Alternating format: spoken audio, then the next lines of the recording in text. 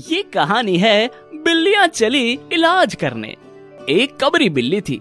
एक दिन वो बहुत भूखी थी और खाने की तलाश में घर घर भटकती फिर रही थी। इस तरह खाने की तलाश करते करते वो एक घर में जा घुसी और रसोई में जाकर बर्तन में रखे दूध को चप चप करके चाटने लगी। लेकिन तभी उस घर की मालकिन उधर आ गई और उसे दूध पीना छोड़कर वहां से भागना पड़ा। मालकिन बिल्ली को डंडा दिखाते हुए बोली, आ पिलाऊं तुझे दूध? दोबारा मेरी रसोई में घुसी तो तेरी टांगे तोड़ दूंगी। कबरी उस घर में से निकलकर गलियों में से दौड़ती हुई एक खुले चौक में आ जाती है और वहाँ उसे एक बंदर मिलता है। बंदर ऊंचे चबूतरे पर बैठकर कागज की प्लेट में रखा केक खाते हुए कहता है, अरे भूख से परेशान लगती हो, अरे केक खाओगी क्या? कबरी मुंह बनाते हुए बोली, मुझे नहीं खाना तुम्हारा बासी सड़ा हुआ केक। बंदर अब बिल्ली को चिढ़ाते हुए कहता है, अरे ताजा क्रीम से बना बड़ा मजेदार केक है, चाहो तो खाकर देख लो। फिर दे दो थोड़ा सा, खा लूंगी, बहुत भूखी हूँ, आज तो सुबह का नाश्ता तक नहीं किया। ये कहते ही कबरी जैसे ही केक खाने के लिए बंदर की ओर बढ़ती है, बंदर तुरंत ही अपना सारा केक चट कर जाता है और कागज की खाली प्लेट को उसकी तरफ फेंकते हुए उसे चिढ़ाता है, अरे तुम जाकर सड़े हुए चूहे क्यों नहीं खाती? अब भुक्कड़ बिल्ली, अरे केक खाने की सोचती हो? अरे केक खाने से तेरा पेट खराब नहीं हो जाएगा? बंदर उसे चिढ़ाते हुए वहाँ से भाग जाता है और कबरी गुस्से में बड़बड़ाती ही रह जाती है। भुक्कड़ मैं नहीं, भुक्कड़ तो तू है मूर्ख बंदर। इतना भी नहीं जानता कि खाने की चीजों को आपस में बांट कर खाना चाहिए। थोड़ा सा केक मुझे भी खिला देता तो क्या चाहता तेरा? देखता नहीं कितनी भूखी हूँ मैं। भूख से तड़पती कबरी फिर से खाने की तलाश में निकल पड़ती है। वो दोपहर तक इधर उधर भटकती रहती है मगर उसे कहीं कुछ भी खाने को नहीं मिलता। हार कर वो गांव से बाहर एक छोटे से नाले पर आकर बैठ जाती है और तभी उसकी नजर नाले के पानी में तैर रही मछलियों पर पड़ती है। उन मछलियों को देखकर वो सोचती है, क्यों ना मैं नाले से ताजा ताजा मछलियाँ पकड़कर खा लूं। एक मछली भी फंस गई तो बात बन जाएगी। ये सोचकर कबरी के शरीर में जान आ जाती है और वो नाले के किनारे जहाँ पानी बहुत ही कम था उसमें उतरकर मछलियाँ पकड़ने की कोशिश करती है। मगर तभी वहाँ एक सफेद बिल्ली आ जाती है और उसे मछलियाँ पकड़ते देखकर हंसने लगती है। अरे छुटकी, तुम ये कौन सा खेल खेल रही हो? क्यों बेकार में पानी की पिटाई करने पर तुली हो?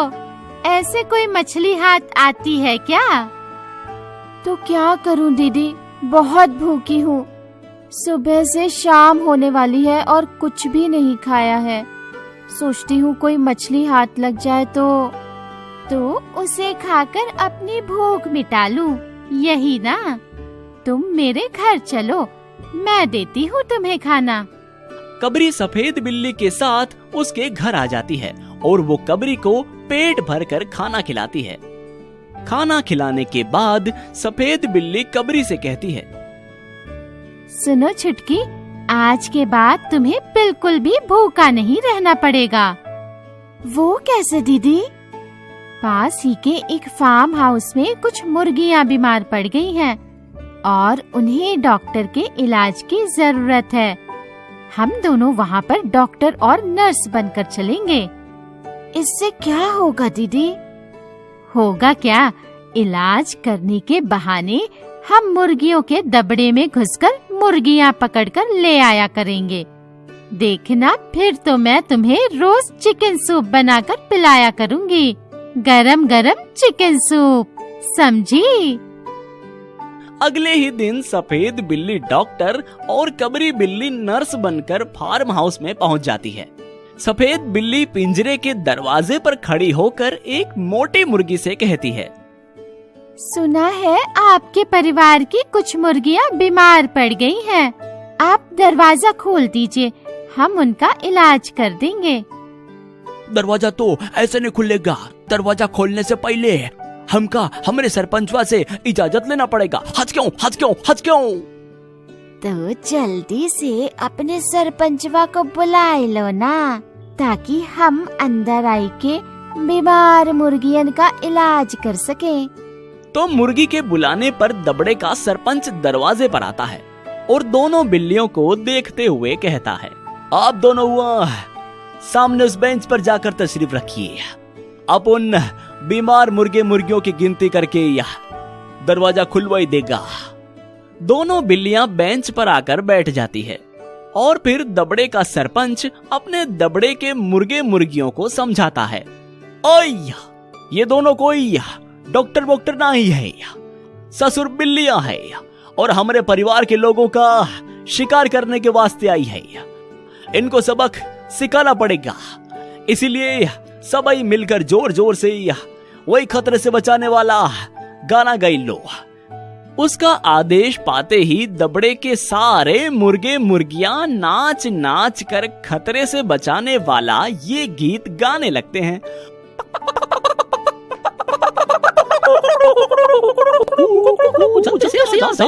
आकर हमारी जान बचा, दुश्मन की तू बैंड बजा, दुश्मन की तू बैंड बजा, जल्दी से आ जा से तू, जल्दी से आ जा से तू, आकर हमारी जान बचा, आकर हमारी जान बचा, दुश्मन की तू बैंड बजा, दुश्मन की तू बैंड बजा। सेमी कोई और नहीं बल्कि फार्म हाउस का कुत्ता था।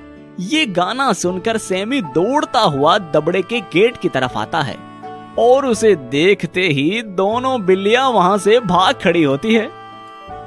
इस कहानी की ये शिक्षा है कि दुष्ट कितने ही भेष बदल लें, असलियत कभी छिपती नहीं। उड़ती चुड़ैल। लाइब्रेरी के अंदर का दृश्य। तीसरे तल पर किताबों की रैक में शालिनी कुछ पुस्तकें ढूंढ रही थी। शालिनी के हाथ में पहले से ही 2 किताबें थीं और पीठ पर एक बैग लटका हुआ था। शालिनी किताब को देखकर चौंकते हुए, ये क्या है? किताब को शेल्फ से बाहर निकालते हुए, किताब को भी कोई इस तरह रस्सियों से बांध कर रखता है क्या? शालिनी उस किताब पर जमी धूल को झाड़कर उसकी रस्सियां खोलने के लिए वहीं बैठ जाती है। रस्सियां खोलते ही उससे लिपटे कपड़े में एक पत्र छिपा हुआ था। शालिनी उस पत्र को खोलकर पढ़ते हुए, जिस भी व्यक्ति की ये किताब मिले वो इस किताब को खोलकर पढ़ने की गलती ना करे, क्योंकि ये किताब एक शापित किताब है। इसे पढ़ने वाला व्यक्ति जिंदा नहीं रहता है। शालिनी उस पत्र को अपनी एक किताब में रख लेती है। क्या बकवास लेटर है? ऐसा भी कोई होता है क्या कि कोई किताब को पढ़े और उसकी मृत्यु हो जाए? शालिनी किताब को समेटकर वापस लाइब्रेरी के फ्लोर पर आ जाती है और वहीं एक खाली सीट देखकर पढ़ने बैठ जाती है। किताब पढ़ते हुए शालिनी उस किताब में इतना खो जाती है कि उसे पता ही नहीं रहता कि आसपास का नजारा बदलता जा रहा था। आसमान में काले बादल छा गए। आसपास चारों तरफ उगे पेड़ सूखे डंठल से खड़े थे। उन पर लगी पत्तियां चलती तेज हवा में इधर उधर उड़ रही थी। आसमान में चमक रही बिजली किसी अनहोनी की खिलखिलाहट सी लग रही थी। किताब पढ़ते पढ़ते अचानक शालिनी का ध्यान अपने चारों ओर गया। वो अचानक से बदले इस दृश्य को देखकर घबरा जाती है। उसे अपने आसपास लाइब्रेरी में बैठे लोग भी नजर नहीं आते और ना ही वो लाइब्रेरी ही नजर आती है। नजर आता है तो उसे सिर्फ चारों ओर पतझड़ का जंगल। तभी किसी की भयानक चिंगाड़ की आवाज वातावरण में गूंजती है। शालिनी आवाज की दिशा में अपना सिर घुमाकर देखती है तो उसे अपनी ओर हवा में आती हुई एक चुड़ैल दिखाई देती है, जिसके लंबे लंबे दांत बाहर की तरफ निकले और बाल बिखरे होते हैं। उड़ती चुड़ैल ने शालिनी को हवा में उछाल दिया और शालिनी एक सूखे पेड़ पर जाकर गिरती है। शालिनी कुछ समझ पाती इससे पहले ही उस चुड़ैल ने शालिनी के पैरों को पकड़ लिया और उसे जंगल में चारों ओर घसीटने लगी। शालिनी कुछ कर पाती इससे पहले ही उस चुड़ैल ने शालिनी को एक बहुत ही गहरी खाई में फेंक दिया। शालिनी की चीख चारों ओर गूंजने लगी और साथ ही साथ उस चुड़ैल के हंसने की आवाज भी गूंज रही थी। खाई में गिरने के दृश्य ने शालिनी को बहुत ज्यादा डरा दिया। शालिनी बुरी तरह से हांफने लगी और डर के मारे उसकी आवाज ही नहीं निकल रही थी। उसने तुरंत उस किताब को बंद कर दिया। शालिनी को अपनी पीठ पर दर्द का एहसास हुआ तो उसने अपनी पीठ को छू कर देखा तो वहां पर जमीन पर घिसटने के निशान थे और वहां से खून निकल रहा था। इससे शालिनी और ज्यादा डर गई। वो समझ गई थी अगर फिर एक बार उसने इस किताब को खोला तो सच में उसकी मौत हो जाएगी। उसने उस किताब को लाइब्रेरियन की नजर से बचाकर अपने बैग में रखा और उसे एक सुनसान जगह पर ले जाकर जला दिया। जैसे ही उसने उस किताब को जलाया तो बहुत ही भयंकर आवाज चारों ओर गूंजने लगी।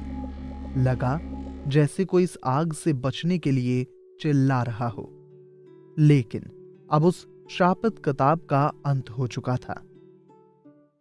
ऐसे ही मजेदार वीडियो के लिए सब्सक्राइब जरूर करें और घंटी दबाना ना भूलें।